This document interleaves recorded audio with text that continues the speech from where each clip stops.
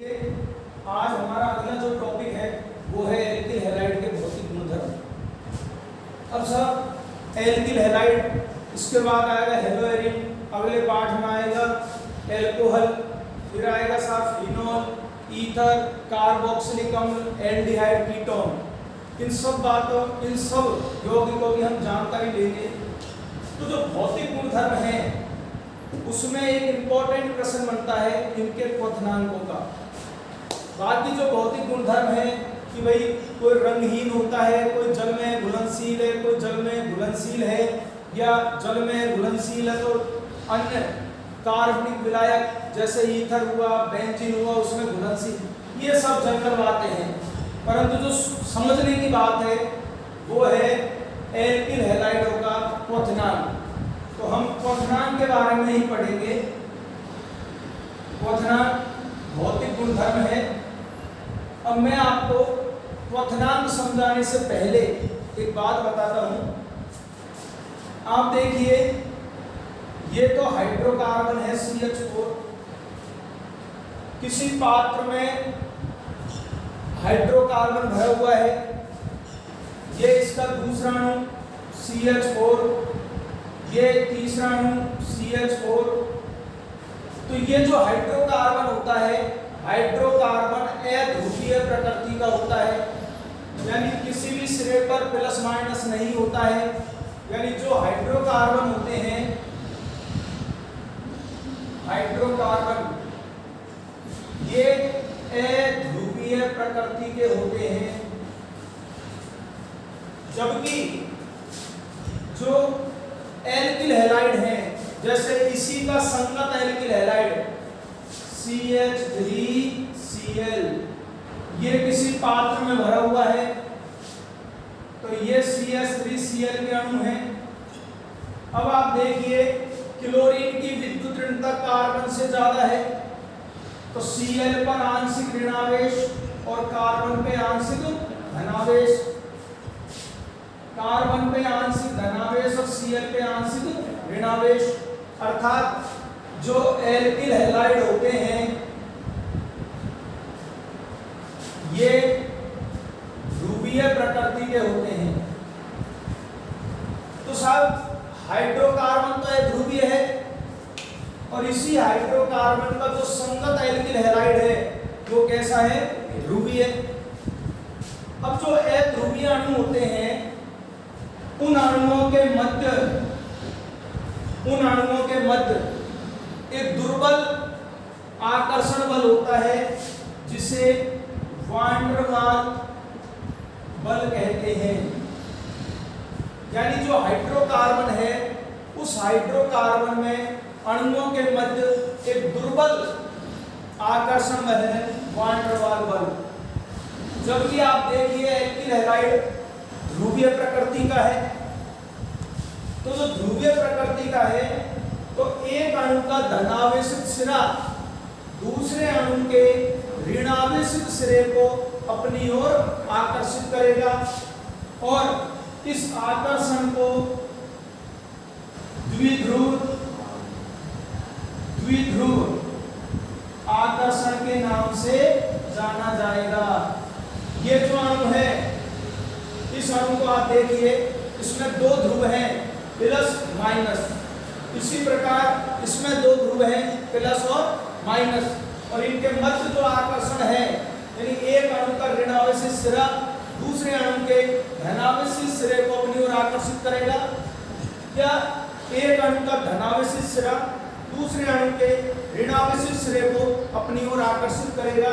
इस आकर्षण को नाम दिया है द्विध्रुव आकर्षण।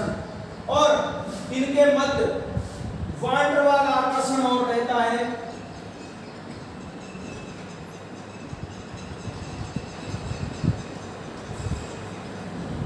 अब साहब हमने 11वीं क्लास में पढ़ा है कि वान डेर वाल आकर्षण से ज्यादा प्रबल होता है द्विध्रुव आकर्षण। वान डेर वाल बल की अपेक्षा ज्यादा प्रबल है कौन?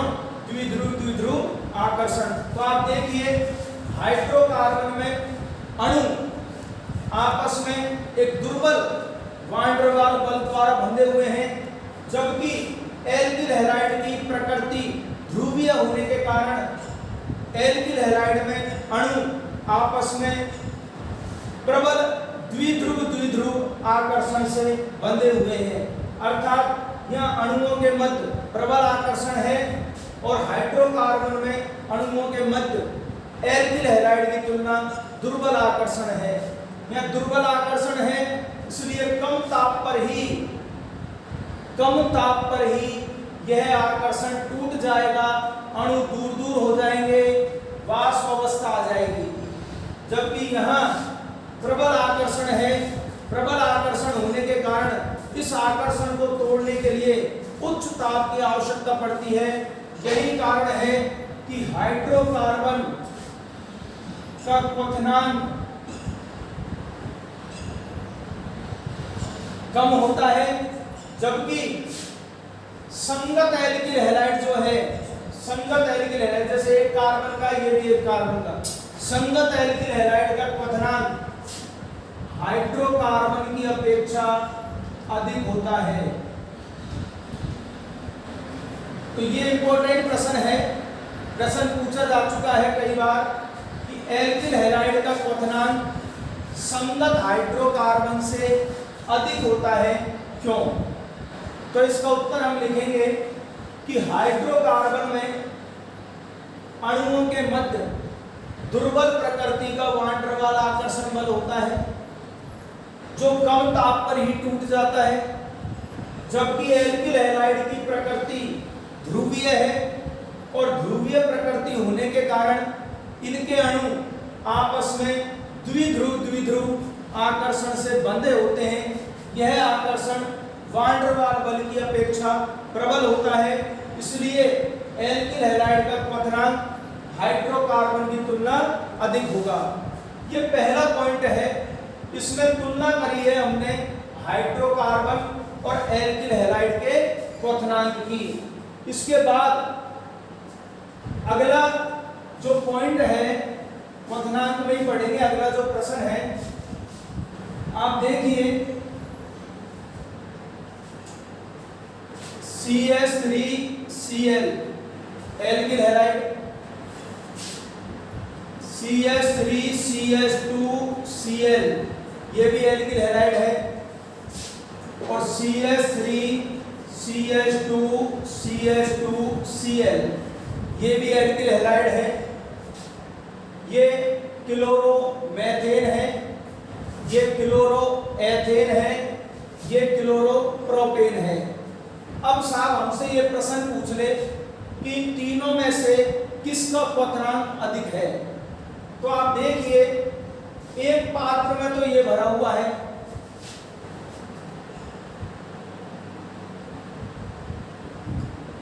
ये CH3Cl का अणु और ये भी CH3Cl का अणु। दूसरे पात्र में ये भरा हुआ है, ये क्लोरोएथेन का अणु, ये दूसरा क्लोरोएथेन का अणु, और तीसरे पात्र में ये भरा हुआ है। अब आप देखिए ये जो क्लोरोएथेन है इसका आकार छोटा है, क्लोरोएथेन का आकार क्लोरोमेथेन से बड़ा है, भाई बड़ी कार्बन श्रृंखला है, और क्लोरोप्रोपेन का आकार इसकी तुलना और भी अधिक है। तो आप देखिए, और है ये सब ध्रुवीय अणु, अर्थात द्विध्रुव आकर्षण इधर भी है, द्विध्रुव आकर्षण इन अणुओं के मध्य भी है, और द्विध्रुव आकर्षण इन अणुओं के मध्य भी है। तो यहाँ इन अणुओं के मध्य भी द्विध्रुव आकर्षण है, इन अणुओं के मध्य भी द्विध्रुव आकर्षण है क्योंकि प्रकृति ध्रुवीय है, और इन अणुओं के मध्य भी द्विध्रुव आकर्षण है। परंतु हमने 11th क्लास में पढ़ा है कि जो वान डेर वाल बल होता है, वान डेर वाल बल, इसकी सामर्थ्य यानी मजबूती,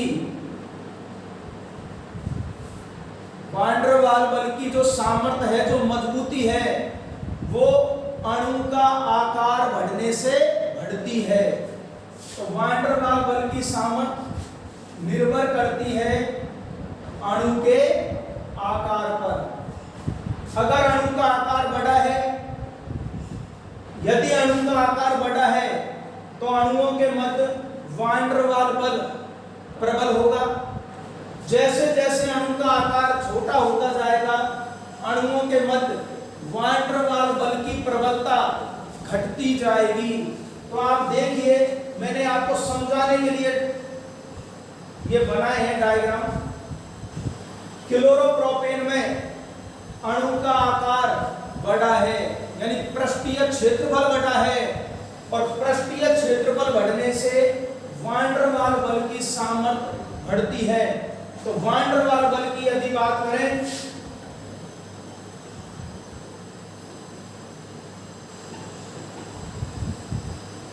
तो इस अणु में, इन अणुओं के मध्य जो वान डेर वाल बल है, उससे ज्यादा प्रबल वान डेर वाल बल इन अणुओं के मध्य है।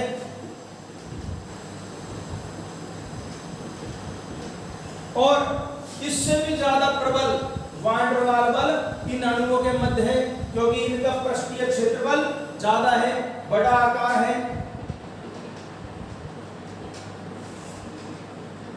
तो आप देखिए, इन तीनों में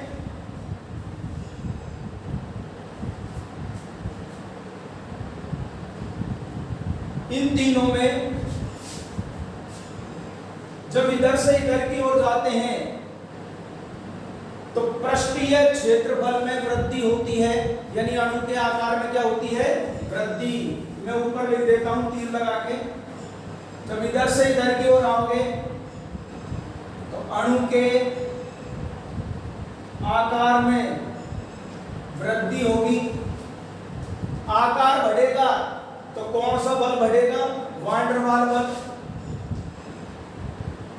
वान डेर वाल बल की सामर्थ्य में वृद्धि होगी।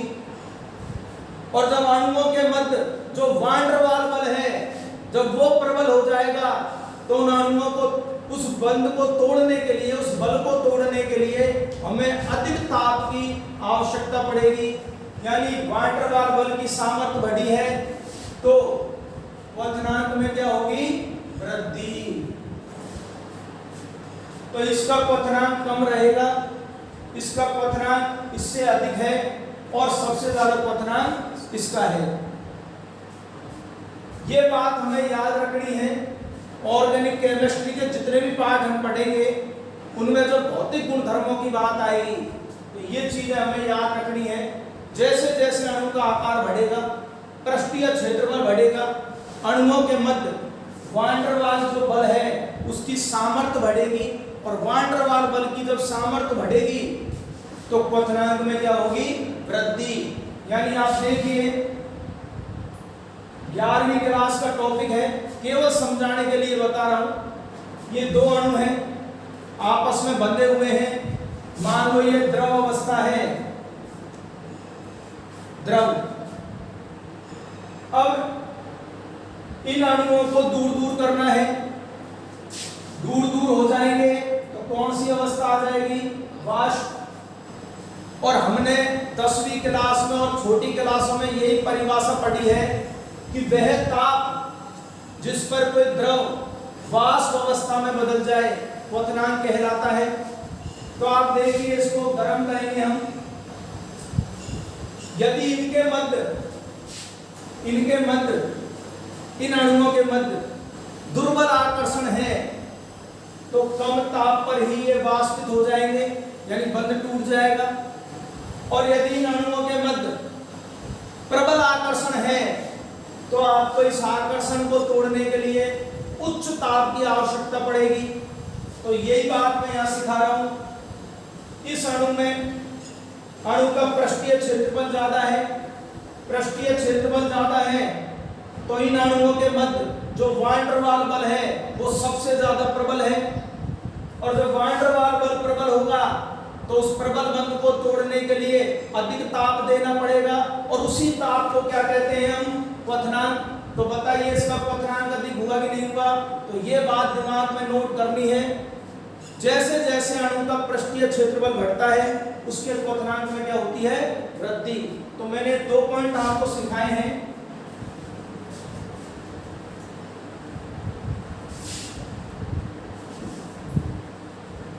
ये प्रश्न बनता है, कोई भी 2 आपको एल्किल हैलाइड दे देगा और आपसे प्रश्न पूछेगा कि भाई इसमें क्वथनांक किसका अधिक है। तो आप देख लेना कि जैसे जैसे कार्बन श्रृंखला में वृद्धि होगी, अणु के आकार में वृद्धि होगी, अणु का आकार बढ़ेगा तो अणुओं के मध्य पृष्ठीय मतलब अणुओं के मध्य जो वैन डर वाल बल है उसकी सामर्थ्य बढ़ेगी, और वैन डर वाल बल की सामर्थ्य बढ़ेगी तो क्वथनांक में क्या होगी? वृद्धि। इसके बाद क्वथनांक का ही एक तीसरा टॉपिक और है, वो आप देखिए CH3 CH2 CH2 CH2 Cl alkyl halide, CH3 CH CH3 CH2 Cl ये भी एल्किल हैलाइड है, और तीसरा है CH3 CH3 CH3 Cl ये भी एल्किल हैलाइड है। 1 2 3 4 4 कार्बन है, 1 क्लोरीन है, 3 और 2 5 और 2 7 और 2 9, तो C5 C4 C4 H9 और Cl। ये देखिए 1 2 3 4 कोई C4, 3 और 3 6 और 3 9 हाइड्रोजन है, एक Cl है, और यहाँ भी 9 हाइड्रोजन है, 4 कार्बन और एक क्या है? Cl। तो ये तीनों एल्किल हैलाइड इसके समावयवी हैं। क्या है? समावयवी। अब साहब इन तीनों के क्वथनांक पूछेगी, किसका क्वथनांक ज्यादा है किसका कम है। तो एक नियम आपको याद रखना है, जैसे मैंने एक नियम तो अभी जस्ट पहले बताया था कि जैसे जैसे अणु का आकार बढ़ेगा वैसे वैसे अणुओं के मध्य वैन डर वाल बल की प्रबलता बढ़ेगी। अब देखिए आप यहां ये सीधी की सीधी कार्बन श्रृंखला है, ये इसका समावयवी है, परंतु यहां कार्बन श्रृंखला देखिए साकित है, वो है नहीं है, और ये इसका समावयवी है परंतु ये भी साकित है, और यहां शाखन अधिक हुआ है। यहां तो एक शाखा निकल रही है, यहां कितनी निकल रही है? 2।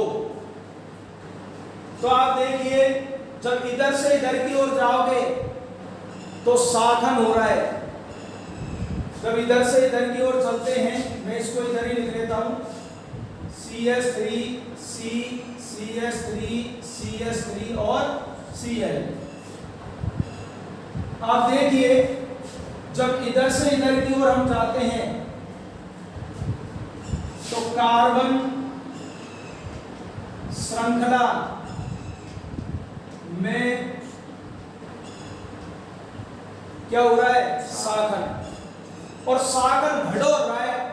ये अशाखित है, यह केवल एक शाखन हुआ है, और यह कितना हुआ है शाखन? 2। तो कार्बन श्रृंखला में हो रहा है शाखन। जब शाखन होता है तो अणु गोलाकार होता जाता है। देखो ये फैला हुआ है, ये थोड़ा गोलाकार हो गया, ये और भी गोलाकार हो गया। तो जब शाखन होता है तो अणु गोल होता जाता है, और गोल होने का मतलब है उसके पृष्ठीय क्षेत्रफल में क्या आती है?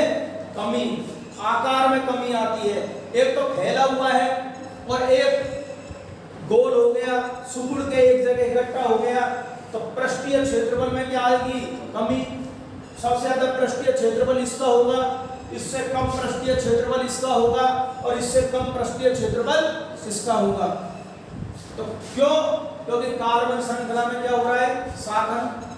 तो कार्बन श्रृंखला में जैसे जैसे शाखन बढ़ेगा, पृष्ठीय क्षेत्रफल में कमी आएगी, अणु गोलाकार होता जाएगा, सिकुड़ जाएगा, और पृष्ठीय क्षेत्रफल में कमी आएगी।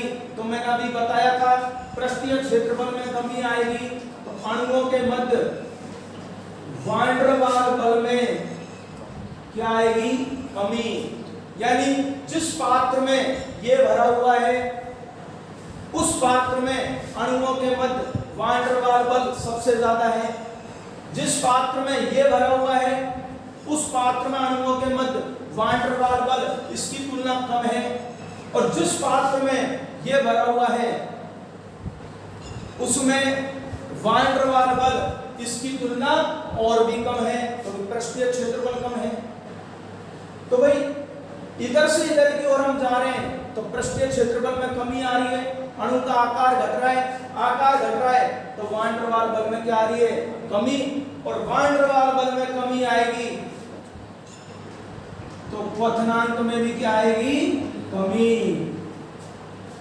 यानी जिस पात्र में ये भरा हुआ है, उसमें अणुओं के मध्य प्रबल आकर्षण है, तो भाई उस प्रबल आकर्षण को तोड़ने के लिए आपको उच्च ताप देना पड़ेगा। तो सबसे ज्यादा क्वथनांक किसका है? उससे कम क्वथनांक किसका है? और उससे भी कम क्वथनांक इसका है। तो ये बात आपको याद रखनी है। समावयवी एल्किल हैलाइडों में, समावयवी एल्किल हैलाइडों में, समावयवी शब्द जरूर है भाई। समावयवी एल्किल हैलाइडों में जैसे जैसे शाखन बढ़ेगा, अणु का आकार गोल होता जाएगा, पृष्ठीय क्षेत्रफल में कमी होती जाएगी, वान डेर वाल बल में कमी होती जाएगी, और वान डेर वाल बल में कमी होगी तो क्वथनांक भी। अगला जो टॉपिक रहेगा एल्किल हैलाइडों के रासायनिक गुणधर्म।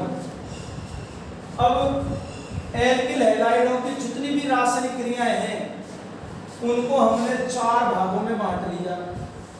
सबसे पहला विलोपन अभिक्रिया, दूसरा एल्किल हैलाइडों की धातुओं के साथ अभिक्रिया, तीसरा अपचयन अभिक्रिया, और चौथा नाभिक स्नेही प्रतिस्थापन अभिक्रिया।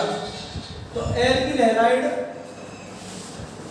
की जितनी भी रासायनिक अभिक्रियाएं हैं, उनको हमने 4 भागों में बांट लिया। एक एक अभिक्रियाओं का हम वर्णन करेंगे, समझेंगे। उससे पहले एक भौतिक गुणधर्म में एक टॉपिक दे रखा है, वो मैं आपको बताता हूं। इधर ध्यान दीजिए मेरी तरफ कि साहब जो एल्किल हैलाइड होते हैं, जैसे RI, ये एल्किल आयोडाइड है। अगर एल्किल आयोडाइड को सूर्य के प्रकाश में रख दिया जाए तो क्या होगा? सूर्य के प्रकाश से ये बंध टूटेगा और एल्केन प्राप्त होगी तथा आयोडीन मुक्त होगी। तो सूर्य के प्रकाश में एल्किल हैलाइडों का वियोजन हो जाता है। सूर्य के प्रकाश में एल्किल हैलाइड अब घटित हो जाती है। जैसे ये देखिए एल्किल आयोडाइड है, सूर्य का प्रकाश क्या मुक्त हुई? आयोडीन। तो ये आप ध्यान रखना, सूर्य के प्रकाश में एल्किल हैलाइडों का वियोजन हो जाता है। अब हम रासायनिक गुणधर्म पढ़ेंगे। सबसे पहली अभिक्रिया है विलोपन अभिक्रिया। मैं इनको तो हटा देता हूं और सबसे पहला अपन टॉपिक पढ़ेंगे एल्किल हैलाइडों की विलोपन अभिक्रिया।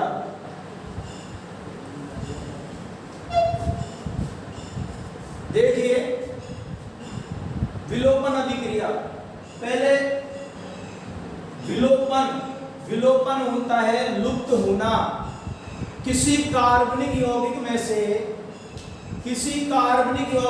से 2 परमाणु या एक छोटा अणु किसी कार्बनिक यौगिक में से दो परमाणु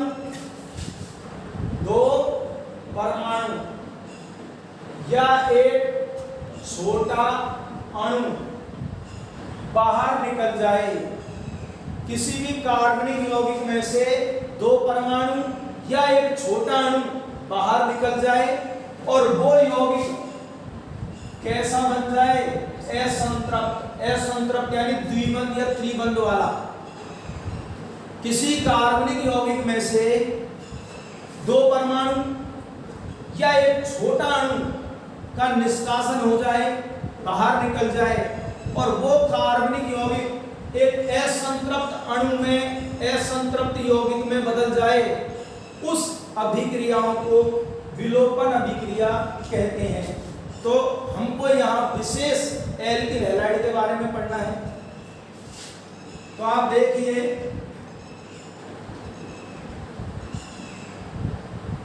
ये एल्किल हैलाइड है क्लोरोप्रोपेन। Chloropropane alkyl halide. ध्यान से समझना, इंपॉर्टेंट अभिक्रिया है, इसलिए मैं सबसे पहले समझा रहा हूं। ये जो एल्किल हैलाइड है, इसकी क्रिया एल्कोहलिक KOH के साथ कराइए। एल्कोहलिक KOH, पोटेशियम हाइड्रोक्साइड किस में घुला हुआ है? एल्कोहल में। तो एल्कोहलिक KOH के साथ एल्किल हैलाइड की क्रिया करवाइए। तो आपको मैं समझाता हूं, ध्यान से समझना। ये हैलोजन जिस कार्बन पर जुड़ी हुई है, हैलोजन जिस कार्बन पर जुड़ी हुई है वो एल्फा कार्बन है और इसके जस्ट पड़ोसी कार्बन कौन सा है? बीटा। तो जब एल्किल हैलाइड की क्रिया एल्कोहलिक KOH के साथ कराते हैं तो ध्यान में रखना, जो एल्फा कार्बन होता है, एल्फा कार्बन, उससे तो हैलोजन हटता है। एल्फा कार्बन से कौन हटेगा? हैलोजन। और जो बीटा कार्बन है उससे कौन सा परमाणु हटेगा? हाइड्रोजन परमाणु। तो देखिए आप, हैलोजन तो यहां से हट गया और बीटा कार्बन से कौन हटेगा? हाइड्रोजन। तो देखिए क्या बनेगा? CH3 CH और इधर CH2। चूंकि यहां से जब क्लोरीन हटी है तो एक संयोजक तक कार्बन की फ्री और यहां से H हटा है तो एक संयोजक तक इस कार्बन की फ्री, दोनों के बीच का बन गया डबल बॉन्ड। बोलो बना या नहीं बना? और बाहर क्या निकला? HCl। तो आप देखिए, बताइए दो परमाणुओं का निष्कासन हुआ है कि नहीं हुआ? एक हैलोजन और एक हाइड्रोजन।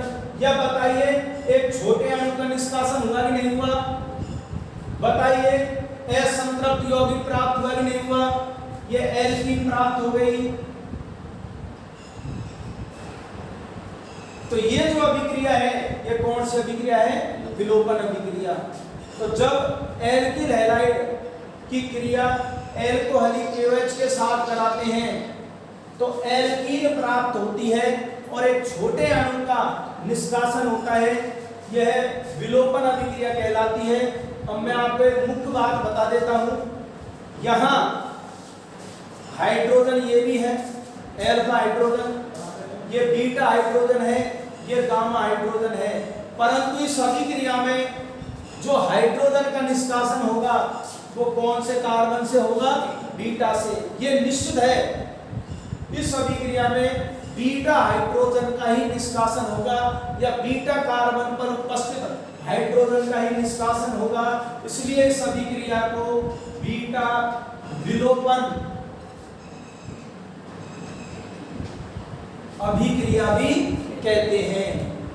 तो अगर आपसे प्रश्न पूछ ले कि एल्किल हैलाइडों की बीटा विलोपन अभिक्रिया बताइए, तो आप पहले तो ये रिएक्शन लिखोगे और आप हिंदी लिख सकते हो कि जब एल्किल हैलाइड की क्रिया एल्कोहलिक KOH के साथ कराते हैं तो अल्फा कार्बन से क्लोरीन या अन्य हैलोजन और बीटा कार्बन से हाइड्रोजन का निष्कासन होता है और एल्कीन प्राप्त होती है।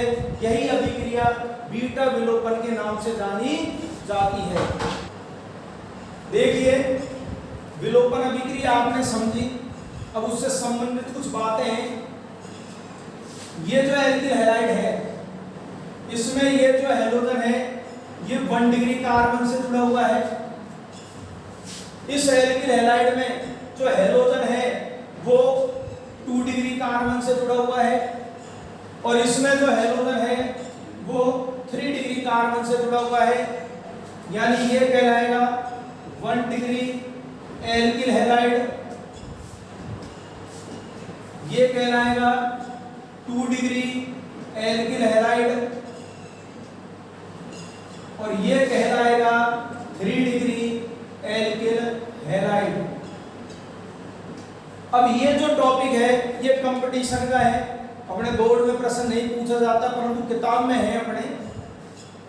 यदि मान लो हैलोजन परमाणु समान हो, इन तीनों में हैलोजन परमाणु क्या हो, समान, जैसे इधर भी Cl हो और इधर भी Cl हो और इधर भी Cl हो। अब आपसे प्रश्न पूछ ले कि इन तीनों में कौन सा एल्किल हैलाइड, कौन सा एल्किल क्लोराइड विलोपन अभिक्रिया शीघ्रता से या सरलता से प्रदर्शित करेगा। जैसे मान लो इसकी एल्कोहलिक KOH के साथ क्रिया कराई, इसकी भी एल्कोहलिक KOH के साथ क्रिया कराई और इसकी भी एल्कोहलिक KOH के साथ क्या कराई, क्रिया। तो हमारा प्रश्न ये है कि इन तीनों में से कौन सा एल्किल हैलाइड एल्कोहलिक KOH के साथ शीघ्रता से क्रिया करेगा। तो आप देखिए, पहले दिमाग में आप जोर रखिए कि जब एल्कोहलिक KOH के साथ क्रिया कराते हैं तो अल्फा कार्बन से क्लोरीन बाहर निकलता है। तो आप देखिए यहां से क्लोरीन बाहर निकलेगा तो RCH2 प्लस बनेगा, यहां से क्लोरीन बाहर निकलेगा। अभी केवल क्लोरीन बाहर निकलना बता रहे हैं, हाइड्रोजन नहीं बता रहे हैं। यहां से जब क्लोरीन बाहर निकलेगा तो RCHR प्लस बनेगा और यहां से जब क्लोरीन बाहर निकलेगा तो RCRR प्लस बनेगा। यानी ये 1 डिग्री कार्बोधनायन है, ये 2 डिग्री यानी द्वितीयक कार्बोधनायन है और ये तृतीयक कार्बोधनायन है। और 11वीं क्लास में ऑर्गेनिक केमिस्ट्री में आपने पढ़ा है कि तृतीयक कार्बोधनायन सबसे ज्यादा स्थायी होता है और जो ज्यादा स्थायी होगा वो शीघ्र बनेगा। तो बताइए, तृतीयक कार्बोधनायन शीघ्र बन रहा है, अर्थात यहाँ कार्बन और Cl के मध्य जो बंध विदलन है वो शीघ्र हुआ कि नहीं हुआ। यहाँ कार्बन और Cl के बीच जो बंध विदलन है वो उसकी तुलना थोड़ा कठिनाई से होगा और यहाँ कार्बन और Cl के बीच जो बंध विदलन है वो और ज्यादा कठिनाई से होगा। अर्थात विलोपन अभिक्रियाओं के प्रति सबसे ज्यादा क्रियाशील 3 डिग्री एल्किल हैलाइड होता है, परंतु शर्त है कि इन तीनों में हैलोजन परमाणु समान होना चाहिए। विलोपन अभिक्रिया में एक प्रश्न और है, वो भी कंपटीशन लेवल का है, अपने ऐसे मानव शिक्षा बोर्ड लायक नहीं है। मानव शिक्षा बोर्ड में तो अभिक्रिया पूछेगा वो। जैसे देखिए RF alkyl halide, RCl alkyl halide, RBr alkyl halide और RI ये भी एल्किल हैलाइड है। इसकी भी एल्कोहलिक KOH के साथ क्रिया कराते हैं, इसकी भी एल्कोहलिक KOH के साथ क्रिया कराते हैं, इसकी भी एल्कोहलिक KOH के साथ क्रिया कराते हैं और इसकी भी एल्कोहलिक KOH के साथ क्रिया कराते हैं। क्रिया वही होगी, विलोपन होगा, HF बाहर निकलेगा या HCl बाहर निकलेगा या HBr बाहर निकलेगा और यहाँ HI बाहर निकलेगा। वो तो सब नियम समान है, परंतु मान लो ये प्रश्न पूछ ले कि इनमें से सबसे अधिक क्रियाशील कौन है? तो सिंपल है, यहाँ कार्बन और फ्लोरीन के बीच बंध है, ये कार्बन और ये फ्लोरीन के बीच बंध, ये कार्बन और ये क्लोरीन के बीच बंध, ये कार्बन और ये ब्रोमीन के बीच बंध, और ये कार्बन और ये आयोडीन के बीच बंध। आप देखिए क्लोरीन से परमाणु आकार बड़ा किसका है? क्लोरीन का। क्लोरीन से बड़ा आकार ब्रोमीन का, ब्रोमीन से बड़ा आकार आयोडीन का। तो आप देखिए Rf से RCl की ओर जाओगे, इससे इधर जाओगे, इससे इधर जाओगे, तो कार्बन और हेलोजन के बीच बंध लंबाई बढ़ेगी, बंध लंबाई बढ़ेगी तो बंध दुर्बल होता जाएगा, आसानी से टूटेगा, अर्थात सबसे ज्यादा क्रियाशील कौन रहेगा? Ri, उससे कम RBr, उससे कम RCl और सबसे कम Rf। अभिक्रिया का ये अगला उदाहरण है, ये एल्किल हैलाइड है, 2 ब्रोमो ब्यूटेन एल्किल हैलाइड। अब साहब हमने इसकी क्रिया एल्कोहली KOH के साथ करवाई। नियम वही है कि यहाँ जो एल्फा कार्बन है उससे तो हेलोजन बाहर निकलेगी और बीटा कार्बन से हाइड्रोजन का निष्कासन होगा।